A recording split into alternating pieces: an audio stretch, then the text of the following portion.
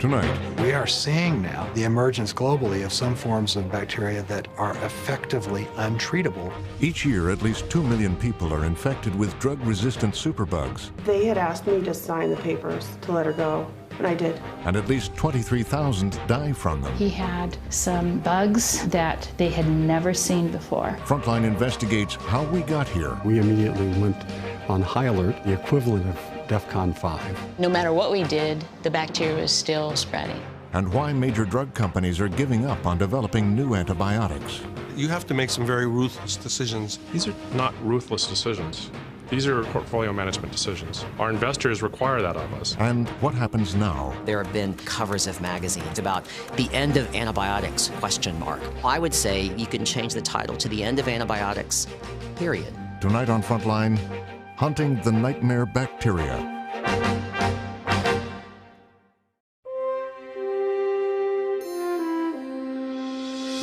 Frontline is made possible by contributions to your PBS station from viewers like you.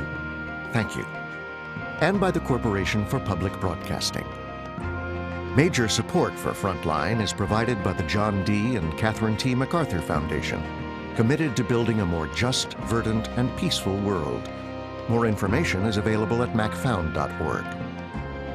Additional funding is provided by the Park Foundation, dedicated to heightening public awareness of critical issues, the Wincoat Foundation, and by the Frontline Journalism Fund, with a grant from Scott Nathan and Laura DeBonis. Major funding for this program is provided by the Candida Fund.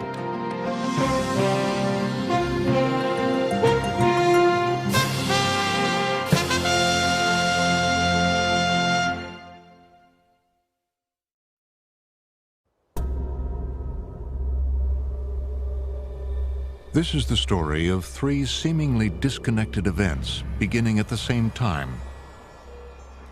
What they each have in common is a type of infection that is becoming impossible to treat. A type of infection that has triggered deadly outbreaks, even at one of our most prestigious hospitals. It is a crisis that is spreading alarmingly fast, threatening everyone, even the healthy.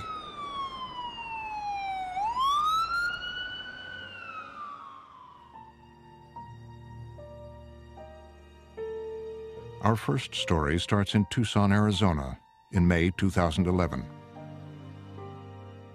When I think about that time, I think about spring. And just how, how busy it was and how beautiful she was. She was 11 and a half years old and just physically perfect, beautiful from head to toe. Slim, white blonde hair from being out in the sun, a little bit of freckles across her nose, bright blue eyes, paying attention to what her clothes looked like and her hair. Never stopped talking, talked a mile a minute. That was Addie at that, just, in the month before she got sick. Journalist David Hoffman first heard Addie Rarasich while investigating for Frontline what doctors and government officials are now calling a nightmare. A kind of dangerous bacteria that is increasingly resistant to the strongest antibiotics. This is what brought us to Tucson. Good morning. Hi, I'm David Hoffman. To find out more about an astonishing set of events that began one Sunday when Addie complained to her mother about a pain in her hip. I thought, well, she's just finishing up softball. She had been to the track meet, it all kind of, it could have been an injury. I gave her some ibuprofen. As the night wore on, her pain got worse. She didn't sleep much that night. Woke me up a couple of times asking if she could take a hot bath or have another ibuprofen. The next morning, Tanya Rarasich, a nurse for 16 years, took Addie to a local hospital where they said she had symptoms of a virus. But over the next few days, the pain spread and the fever got worse. I was afraid. At that point, I remember being very afraid. And so I packed a bag and we went to another hospital that had specialized in children's care. I remember thinking, she looks bad. This is bad. Something's really, really wrong. They put her on antibiotics. Her blood pressure was dropping. They, were making space in the ICU for her. The next morning, she needed oxygen via mask. They looked at part of her lungs and diagnosed her with pneumonia. I remember sitting there watching the sun come up and thinking, how did she get so sick? How did this happen so fast? I met Addie in a hospital bed in the intensive care unit. She was lying there, breathing quickly. She was scared. She had little infected boils all over her body. What really looked most likely when I saw her was a staph bacteria causing septic shock. And Addie fit a pattern that I recognized with community-associated MRSA. When you say community, I mean, this is what you mean that a kid picks it up in a playground with a scrape to the knee, right? Correct. The spread of MRSA, a staph bacteria that causes infections resistant to many antibiotics, has long been a big problem inside hospitals. But over the last 2 decades, it's also been found outside, in the community. In Addie's case, she was a skin picker. She, as do many kids, picked at her little scabs, and that was likely what introduced the staph infection. But the staph was just the start of Addie's troubles. She already had evidence of an early pneumonia, and it looked like she was about to get a lot sicker. I asked him what were the odds of her making it, getting well. What did he say? He said 30%, but he had to think about it for a minute, and I knew he was lying to me. I knew. By the time your blood has bacteria in it, you're in real trouble. The staph infection had so damaged her lungs, the doctors had no choice. To save her life, they put her on a lung bypass machine called ECMO. I remember saying, ECMO? With a squeaky voice, like, no, really? You're not really talking about ECMO. This was total life support. It's got huge tubes that are put into an artery in a vein, and the patient's blood comes out of their body, runs through the machine, and the machine does what your lung does. The tubes presented a whole new set of dangers. Those tubes can harbor bacteria. And one of the dilemmas of modern medicine. The interventions that can save you can also put you at serious risk. You did great. Any patient we put on ECMO has a much higher risk of having additional infections. That's just the nature of the beast. Is that what happened here? Correct. And she got a particularly nasty one. What was it called? Stenotrophomonas. Stenotrophomonas is an entirely different kind of bacteria from staph. Found in hospitals, it can live inside breathing tubes, and it's extremely difficult to treat. The problem with Stenotrophomonas is, even at the outset, it's already a very resistant bacteria. There are only 4 or maybe 5 antibiotics normally that are able to treat that particular bacteria. Addie was confronting the frightening new face of antibiotic resistance, a group of bacteria called gram-negatives. So can you explain to me why these gram-negatives are so stubbornly nasty? Gram-negative bacteria, it's a medical term, and it really references the armor that surrounds the gram-negative bacteria.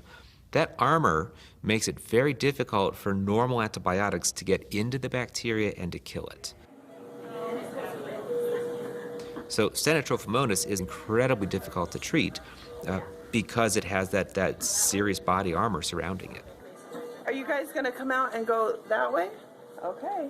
The ability of gram-negatives to aggressively fight off antibiotics was now playing out in Addie. She was first put on one antibiotic that's good for stenotrophomonas, and it worked for a while. And then guess what? The antibiotic doesn't work anymore. Let's give her a different one. Well, and then it would, work. A couple weeks, 3 weeks, and then the stenotrophomonas would sort of like bloom back up, rear its ugly head, so to speak. And you're doing great. You are. Finally, one day, they said something I never thought I would hear. The stenotrophomonas is pan-resistant. Pan meaning resistant to everything, like a panorama. Addie and her mother had entered the post-antibiotic era. I had to go to her and say, I don't have options based on medical science. I've run out of options. I don't see a way out of this. I remember a long weekend went by, and they had asked me to sign the papers to let her go, and I did. There was only one hope left of saving Addie's life: to surgically remove the infection. I remember asking the doctors then about lung transplant, and they said no, that it couldn't be done, that it would be too dangerous. The problem was that she was too sick to be transplanted. That sounds a bit strange because you think of a transplant as the final life-saving thing you've got. But because of that resistant stenotrophomonas, the expected survival of transplanting her was not good. In fact, you might say close to zero. You're not going to blow bubbles? Doctors faced a question of medical ethics: whether to risk such a valuable resource as a young set of lungs when Addie's chances of survival were so low. What tipped the balance? I think it was Addie's mom, Tanya, who was such a strong advocate and didn't give up. Happy birthday to you. And it was also the fact that this was not an unresponsive body lying on the table. This was a young girl who was communicating with us and had temper tantrums and sparks of life, which we could all see on the ECMO apparatus. I mean, how can you say no to this, living, alive human being who's communicating with you? I need a high five. That's awesome.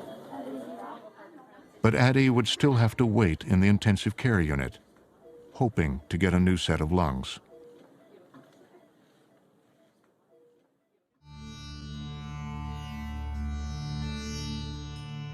As Addie was fighting for her life, a 19-year-old American named David Ricci was about to face another threat on the streets of India. So after 30 hours on a train, we finally ended up in Calcutta.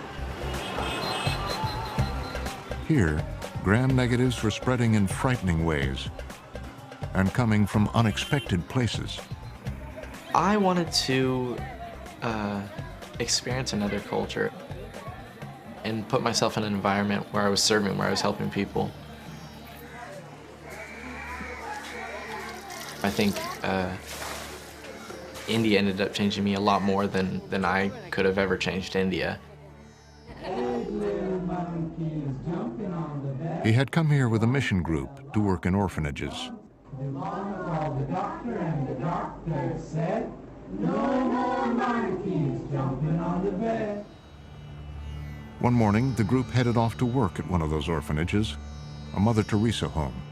It was in the slums of the slums, really, where this orphanage was, so we had to walk through all of these narrow streets that I'd never walked through before. And we basically took a shortcut through the train station, so you crossed over the tracks, and then we were walking adjacent to the train tracks. And as we were going under an overpass, I was in the very back, walking, and all of a sudden, out of nowhere, a train went by, and I just remember thinking in my head that it went by, wow, that went by really quickly. The momentum and the speed hooked my sleeve and ran me over and dragged me underneath the train. The wheel ran over my leg, and I start losing a ton of blood. I just start bleeding everywhere. Ricci was pulled from under the train. Lucky to be alive, he was rushed to a local hospital. A doctor came in.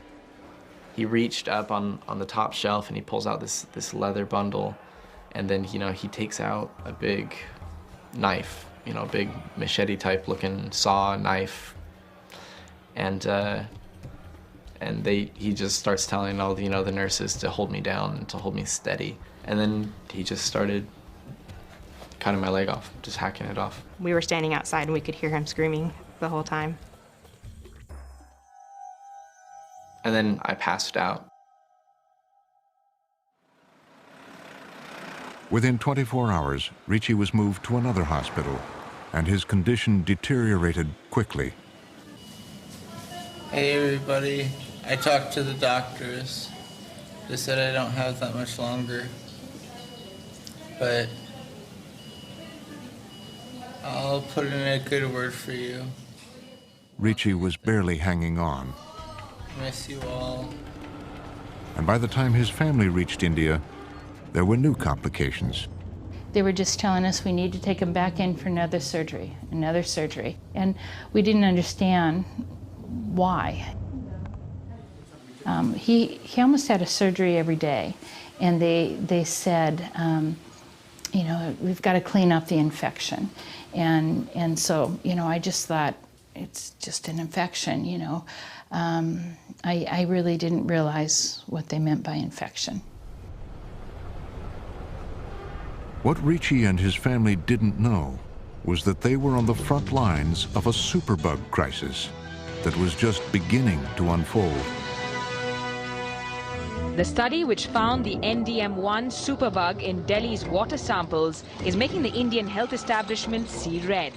Researchers had discovered a new danger. Bacteria carrying the gene that produces this NDM1 enzyme are resistant to very powerful antibiotics. It absolutely was a bombshell. It was unexpected. The Lancet Infectious Diseases journal found that NDM1 enzyme in 11 different types of bacteria.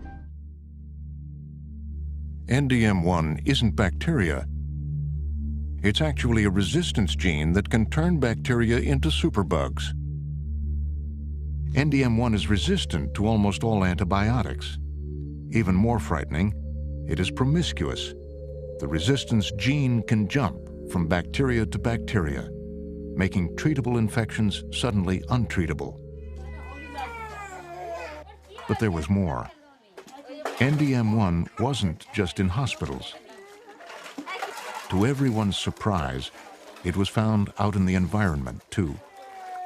First, from a scientific standpoint, we didn't realize that this could be done quite so easily. It meant that in places where water and sanitation was poor, where there was going to be lots of bacteria sitting next to each other, that you could have very rapid spread of resistance information across unrelated bacteria just out there in the environment, which is a hugely greater risk than if it were only to happen within the bodies of patients who had these infections. So you're saying that the bacteria were swapping this information just out there on the street without being in a person? That's correct. So they could transfer resistance genes even when they were in the same puddle of water. With the spread of NDM1, a much wider population is put at risk. And what has health officials around the world especially worried is that NDM1 is hardy. And it travels. After 2 weeks in an Indian hospital, David Ricci was flown home to Seattle and taken to the trauma unit at Harborview Medical Center. I first heard about David's case in July of 2011. I was sitting in my office doing some work, and one of my colleagues, an orthopedic surgeon, Dr. Doug Smith, gave me a call and asked me if I'd known about a patient up on one of our acute care floors with a number of drug-resistant pathogens. I brought up his medical record and saw a huge amount of drug resistance we don't typically see. All these R's mean that the bacteria is resistant to that antibiotic.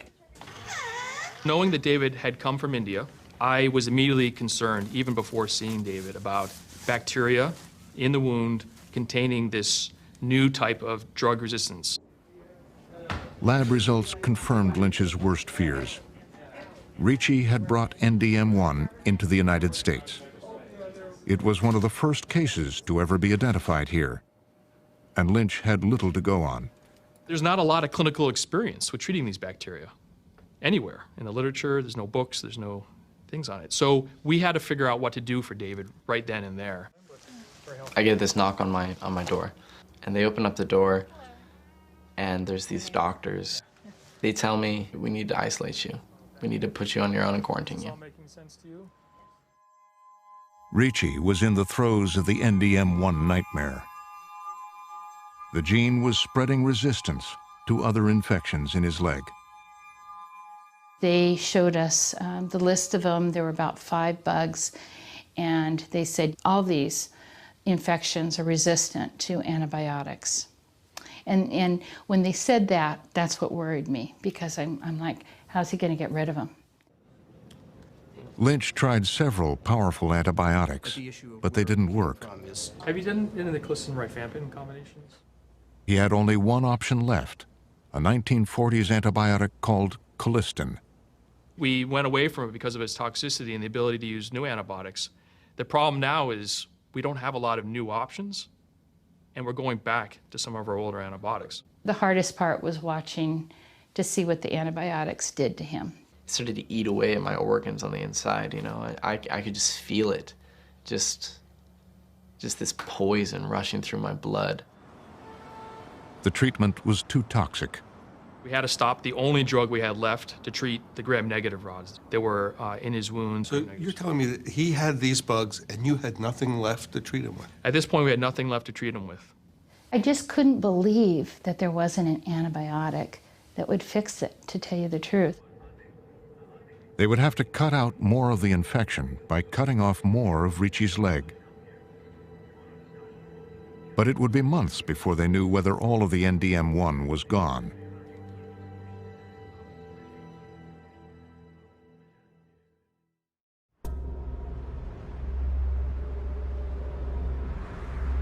Over the last 10 years, hospitals in the New York City area have become the epicenter of another highly resistant and deadly type of gram-negative bacteria.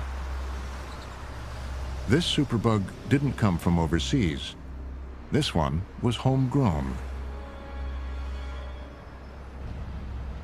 It lives in the digestive system.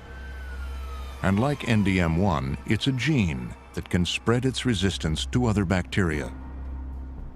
It's called KPC.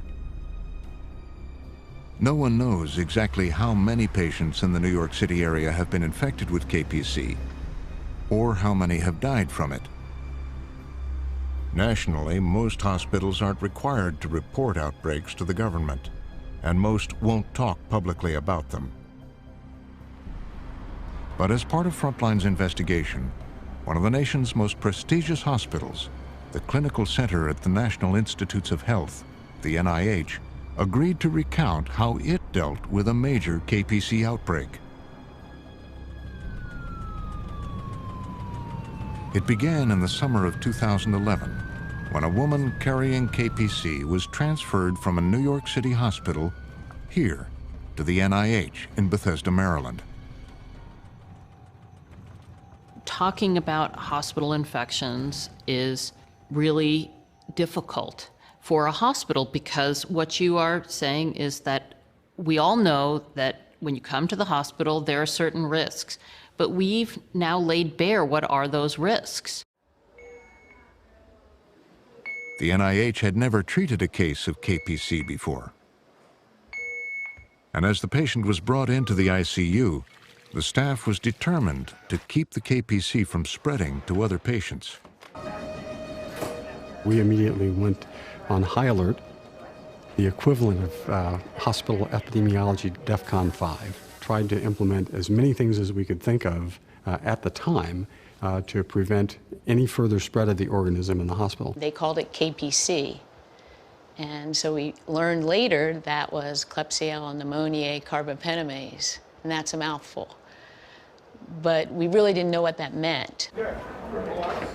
The patient was placed in what we call enhanced contact isolation, which means everybody who went in the room, including visitors, had to wear gloves and gowns. The room was at the end of the hall, separate from other patients. Let me just check your blood sugar, okay?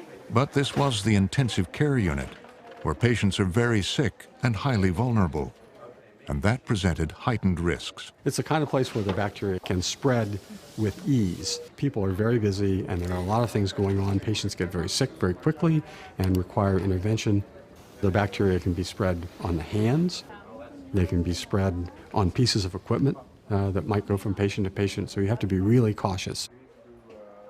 Their efforts to contain the KPC appeared to work. When other ICU patients were tested for KPC, We found nothing. So at that point, we thought that there had not been spread of the bacteria. the New York patient ultimately recovered and was discharged after 4 weeks in the hospital. We really felt like we had dodged a bullet. But then, a big surprise. 5 weeks later, unexpectedly, Could you do me a favor? Could you get me just a tube fixator for out of the RT closet? a KPC bacteria turned up in a respiratory culture. And with it, a mystery. How this could have spread from the first patient to the second patient. They were not in the ICU at the same time. They didn't have the same caregivers. They didn't have the same equipment. So initially we thought it might be possible that this was a second introduction of yet another KPC organism. I was extremely concerned because the infections with these bacteria had a high mortality rate. As they began to investigate, searching for KPC on equipment and testing the patients yet again, they realized the problem was much bigger. We started finding other patients in the intensive care unit to whom the bacteria had spread. They had an outbreak. The KPC was spreading. The patients were getting sicker, and antibiotics weren't working. And we tried combinations of 5, 6 antibiotics. We tried making oral antibiotics into intravenous antibiotics. We even got an investigational antibiotic from a pharmaceutical company. An experimental one, a test one. An experimental antibiotic, and that also did not work. Desperate to contain the outbreak, the hospital took unprecedented steps. They created a separate ICU for KPC patients, brought in robots to disinfect empty rooms. Had monitors here reminding us to wash our hands, built a whole wall up in the other side. We moved every patient in the ICU, completely cleaned it, moved patients back in, and no matter what we did, the bacteria was still spreading. We didn't know what was going on. With the hospital in crisis, genetic researchers in Building 49 next door were scrambling to figure out how the KPC was spreading. We had now gotten to the point where they were identifying a patient a week, and it was not clear how these patients might be related to each other. Julie Segre and her colleague Evan Snitkin started to compare the DNA samples of the KPC taken from the patients. Are these all the DNAs then? Yeah, these are all the DNA. Each patient had a number. So this shows you, based on the DNA sequences, how we think the bacteria spread throughout the hospital. By matching the DNA, they discovered something none of them knew. 3, 4, and 8 were all silent carriers.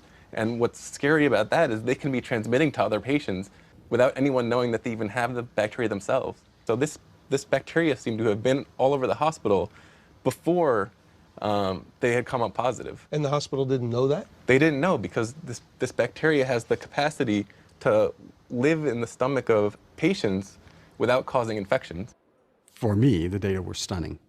Why? Why was it stunning? Because it became very clear that we had missed the transmission sequence.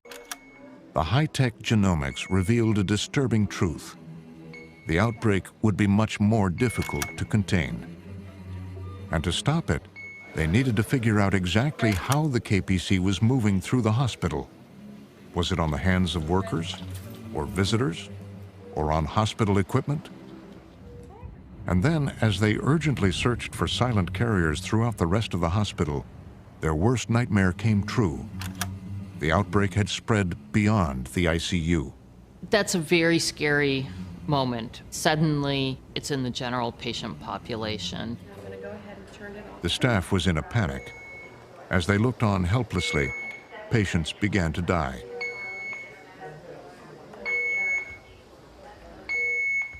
We felt responsible for it. We are responsible for the patients. You go into a room and maybe there's a hole in your glove. It's a very complex environment. Alarms are ringing. Did you miss something? Did you forget to tell the doctor something? Did I forget to wash my hands between Mr. X and Mrs. Y? Is that why Mrs. Y got KPC? There were few options left. Dr. Gallen asked me if we needed to close the hospital, or if we needed to close the hospital to admissions. Ultimately, we decided not to close the hospital, but it was a possibility. Absolutely. Instead, they expanded testing hospital-wide and isolated all those found with KPC. Finally, 6 months after patient 1 first arrived, the outbreak subsided, almost as suddenly as it had begun.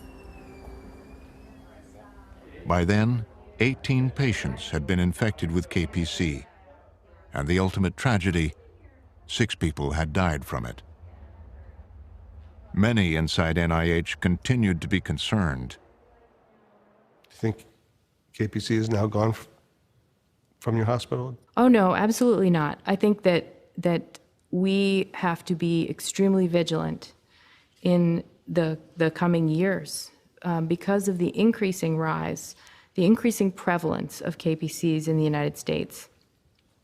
One of the reasons that really brought me into this field is that I asked the director of clinical microbiology, what do you do, when you isolate one of these bacteria and you see that it is resistant to all known antibiotics? I said, well, what do you do then?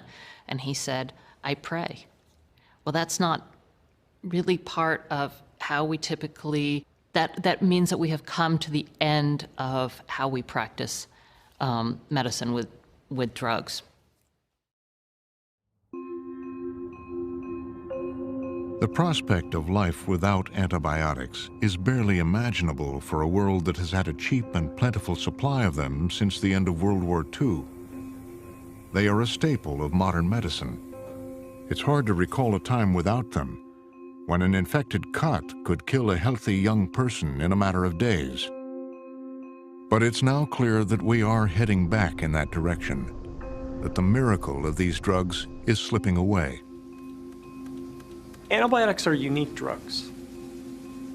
They're not like any other class of drugs. 50 years from today, the cholesterol drugs we have now will work just as well as they work today. The cancer drugs we have now will work just as well as they do today. That's true of all the other drug classes. Antibiotics are the only class of drugs that the more we use, the more rapidly we lose. When you use it, it becomes less effective for me and vice versa. That is the essence of antibiotic resistance. The more you expose a bacteria to an antibiotic, the greater the likelihood that the resistance to that antibiotic is going to develop. So the more antibiotics we put into people, we put into the environment, the more opportunities we create for these bacteria to become resistant. But people forgot about the danger of resistance because the drugs were so effective.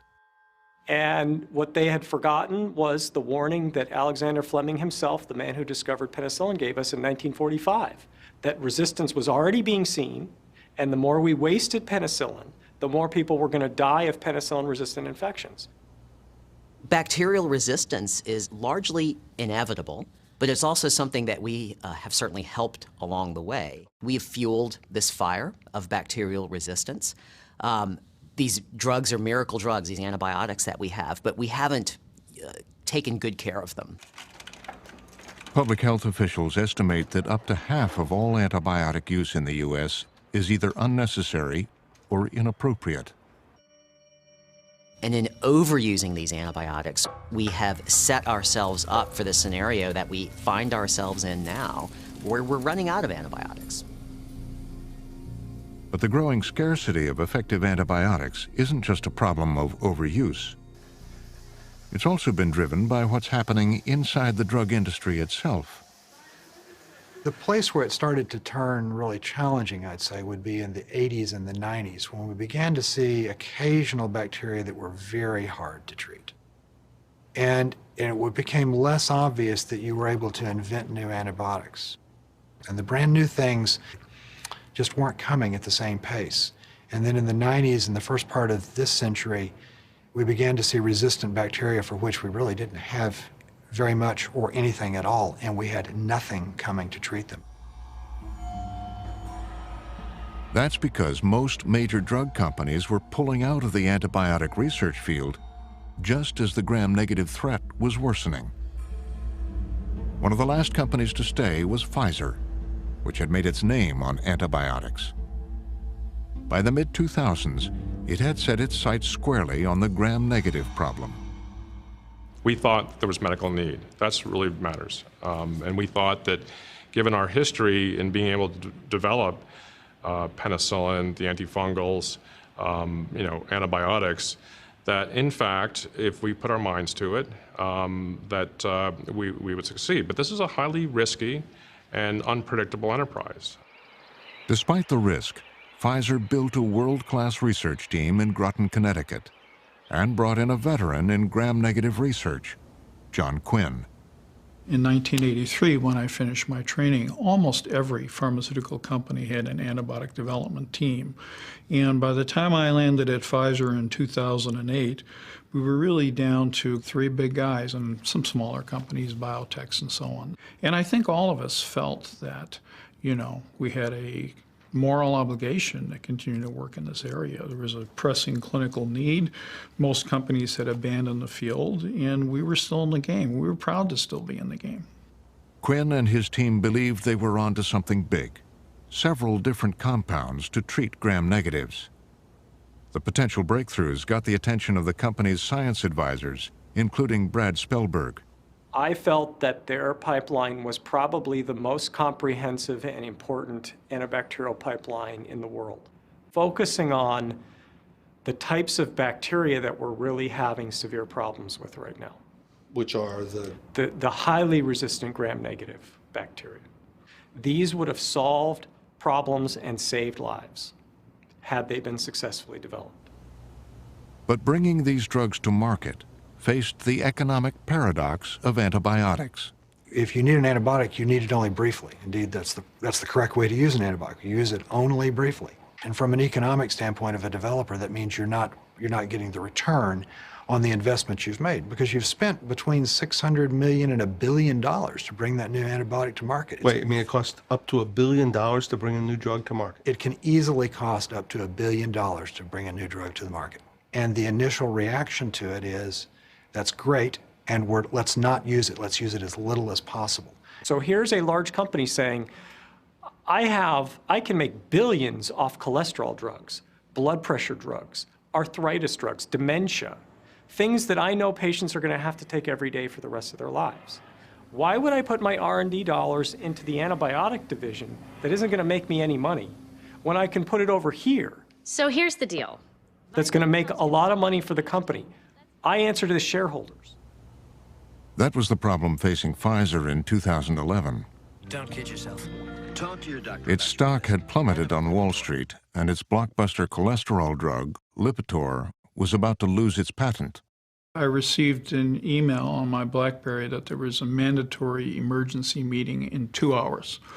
Can't be good. So I called in for the meeting and was told that the announcement had been made that the Groton facility was going to be closed. The company ended 70 years of leadership in antibiotic development, leaving its search for a gram-negative cure unfinished. The external people who I spoke to, many of whom are my personal friends, said to me, well, Pfizer's just doing what other companies have done. There's nothing particularly wrong with that. It's not immoral. We are a capitalist society. Frontline asked Pfizer to explain the decision. I get the sense that you have to make some very ruthless decisions about where to put the company's capital, about where to invest, where to put your emphasis. And when you pulled out of gram-negative research like that and shifted to vaccines, do you look back on that and say, we learned something about this? These are not ruthless decisions. These are, portfolio decisions about how we can serve medical need in the best way. We want to stay, in the business of providing new therapeutics for the future. Our investors require that of us. I think society wants a Pfizer to be doing what we do in 20 years. We make portfolio management decisions. It takes a long time to learn to make any class of drug. When a major company leaves an area, we really do have a loss of skills, of history in terms of understanding of how to develop a new antibiotic. The antibiotic pipeline is drying up, some people say. I think it's worse than drying up. I think Really? it is. I think it is terribly close to a drought. This is one of the great catastrophes of our age. Widespread antibiotic resistance has been a long time in the making. And with the pharmaceutical industry pulling back from developing new antibiotics, serious questions are now being raised about whether the U.S. government is prepared to confront the problem. Dr. Srinivasan, I'm just thinking back a little bit about history, that when we do have big challenges in public health, oftentimes we tackle them in a big way. I'm thinking about, for example, HIV/AIDS and how we tackled that problem. Yeah. And it required a lot of effort, and people were in charge. And I took a look the other day at the research levels devoted to the problem of antimicrobial resistance at NIH. Antimicrobial resistance is way down the list. Right. It's actually number 70 on their list. What does that say about the priority? Well, I think what that points to is the fact that, our research in this area has lagged. We're going to have to do a lot more in the area of antimicrobial resistance. I think for a long time, we weren't investing a lot in antimicrobial resistance because we always had new antibiotics to combat the problem. We got complacent. In a sense, I think we did. There were always new drugs to treat these infections, and so I think the need to do basic research on antimicrobial resistance moved down our priority list. But with the spread of gram-negatives fast accelerating, with new outbreaks of KPC and the rise of NDM1, last March, the Centers for Disease Control and Prevention decided it was time to sound a loud alarm. We now turn to health news tonight. There's a warning from the CDC. New and extremely dangerous superbug. It's a deadly nightmare bacteria. And even the CDC has called it a nightmare. A nightmare? I mean, I know. At first I thought that was someone else's hyperbolic headline until I saw it was the CDC. Right, the CDC is usually very straight-laced and doesn't use words like that. If this is a really big public health problem, who's in charge of this problem for the United States government? Can you tell me who's in charge? Who's in charge of resistance? Of antimicrobial resistance and fighting it. And it's a threat to public health, right? It is a threat to public health. So who's in charge with dealing with that, with coordinating? Well, I think that the issue of who's in charge of combating antimicrobial resistance speaks to the fact that this is a very, very complex problem. So there's not one single group that can take full ownership of solving the problem of resistance. When I look at the Department of Health and Human Services, for example, and look at the assistant secretaries, there's not an assistant secretary who deals with antimicrobial resistance. There is for other kinds of health problems. It seems that this is a problem that hasn't actually registered in the high levels of the government. It's a crisis, you said. It is a crisis. It's indeed a crisis. There are a variety of different issues that have to be addressed. They require a variety of different actions by all of the different federal agencies who are involved in this. It's not that the government agencies are not aware of the problem and are not doing anything. It's that we have not had a comprehensive plan for how to deal with antibiotic resistance. We don't have reporting mechanisms like they do in Europe to know where resistance is occurring, who's using the antibiotics, are we overusing them? You're telling me we don't know the answers to the extent of the problem? That is correct. We don't have the data? That is correct. I do not know how many resistant infections are occurring right now. I don't know what the frequency of resistance in different bacteria are. We do not have those data. Frontline requested an interview with the Secretary of Health and Human Services, Kathleen Sebelius. We wanted to ask about the lack of data and about the priority the department is giving to the new superbug crisis, but she declined to be interviewed. The CDC now estimates that every year at least 2 million people are infected with resistant bacteria, and at least 23,000 die from these infections. That's more than die from AIDS every year. It is a stark, yet incomplete picture. So this is a hidden epidemic. It's a hidden epidemic because there is nowhere on your death certificate that would say that such and such person died of an infection that could not be treated. And if it's not a cause of death, then it's not something that people recognize as something that actually killed them. If people were dying on this drug-resistant infections and they had a big X on their foreheads which said that they had drug-resistant infections, trust me, there would be policy action. It's been 2 years since KPC first came to NIH.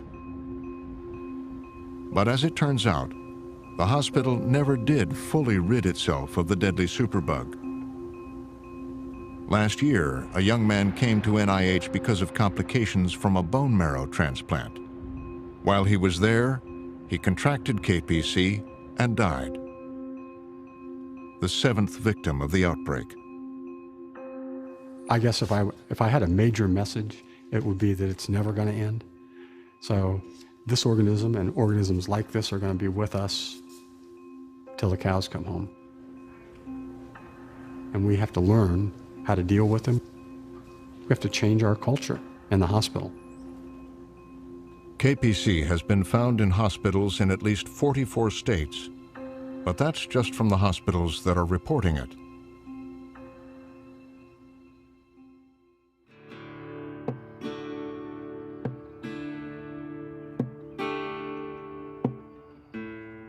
As for David Ricci, it's been 2 years since his last operation.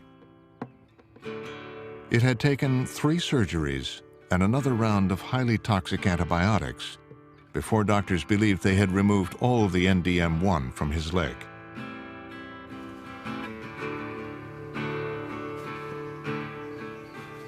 You know, there's no muscle left on it, and I only got about 6 inches left, and the bone stops there. And so far, Ricci has remained healthy, though not entirely free from the fear of NDM1. You know, my doctors were pretty straightforward with me. They were very honest and said, you know, there is a good chance that this infection might not go away. Might not ever go away. Yeah.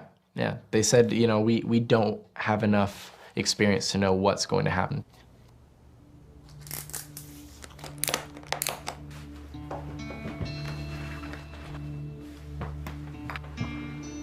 NDM1 has now spread to at least 48 countries. Here in the U.S., there were 16 new cases identified by the CDC last year. This year, that number has already more than doubled. So David was actually sort of a harbinger of something to come. David was an example of something that's already here. So there are entire continents that have this major problem, a public health problem already. David was simply a sample of that population, new to us. And that's key because hospitals in any city in the country are going to have patients from all over the world. That globalization, that mobility is going on now. This is already here.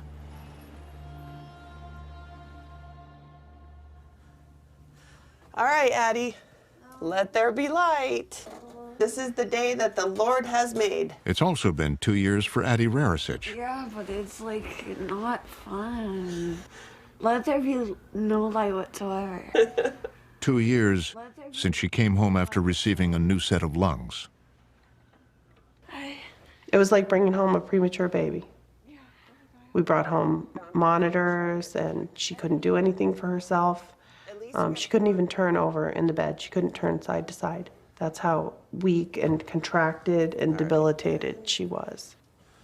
So how are you doing now? Basically, I'm fine. Nothing seems out of whack right now. I feel pretty good. I look pretty much like I did before. I have all my friends back. Did you understand what was happening to you? Or? No. Did anybody talk about infection and what infection meant? No. Basically, what I was told is I'd say I want to go home. And she'd say I couldn't make the drive home ever. Like, I was too sick to go home. Okay. Everything's hard for Addie now. Everything's a battle. Prescriptions. She has to take a handful of pills twice a day. We have to worry constantly about, picking up a bacteria or a virus. She's had pneumonia 5 times in the past 2 years. Bacterial pneumonia that had to be treated with antibiotics. And every time, I wonder, is this the time that we're going to come up against a bacteria that they don't have anything to treat it with?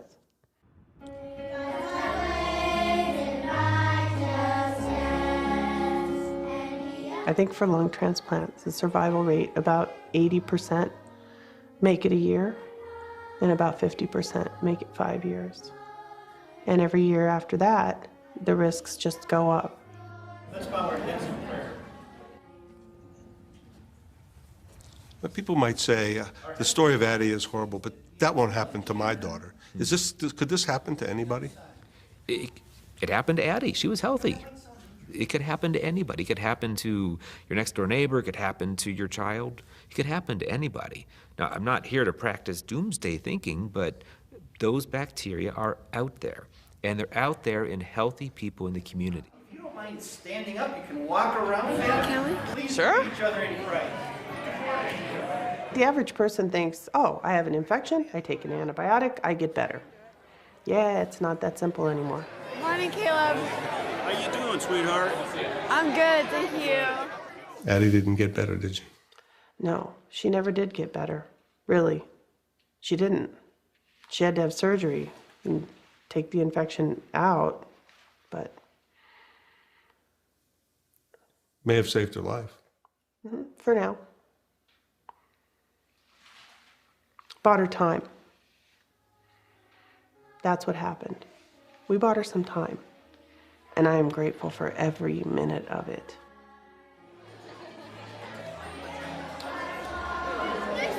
Nice to meet you. Hi, I'm Addie. I don't think we ever met. I remember you. I know I've seen you somewhere before. Yeah, me too.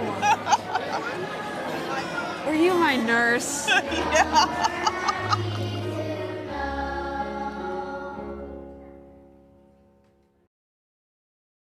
Next spring, Frontline continues the investigation. Overuse in hospitals is a problem. There's no place where we're using more antibiotics than in food animal production in the United States. Without antibiotics, you're probably going to see a lot more animal disease. But is keeping the food supply safe making us sick? We can't ignore any aspect of antibiotic misuse and overuse, and that pertains to humans, it pertains to animals. The reporting continues next spring on Frontline.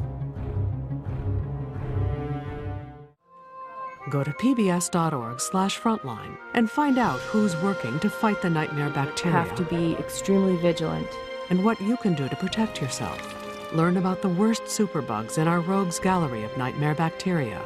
Track the outbreak at the NIH as it spread throughout the hospital. And connect to the Frontline community. Sign up for our newsletter and follow us on Facebook and Twitter or pbs.org/frontline.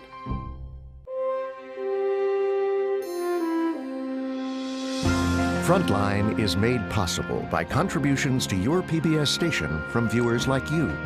Thank you. And by the Corporation for Public Broadcasting. Major support for Frontline is provided by the John D. and Catherine T. MacArthur Foundation, committed to building a more just, verdant, and peaceful world. More information is available at macfound.org. Additional funding is provided by the Park Foundation, dedicated to heightening public awareness of critical issues. The Wincote Foundation. And by the Frontline Journalism Fund, with a grant from Scott Nathan and Laura DeBonis. Major funding for this program is provided by the Candida Fund.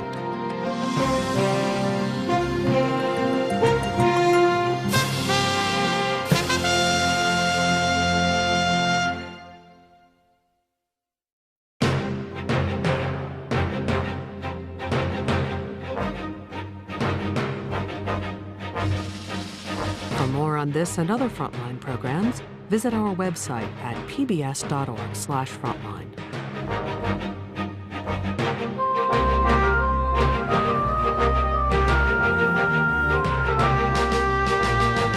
Frontline's Hunting the Nightmare Bacteria is available on DVD.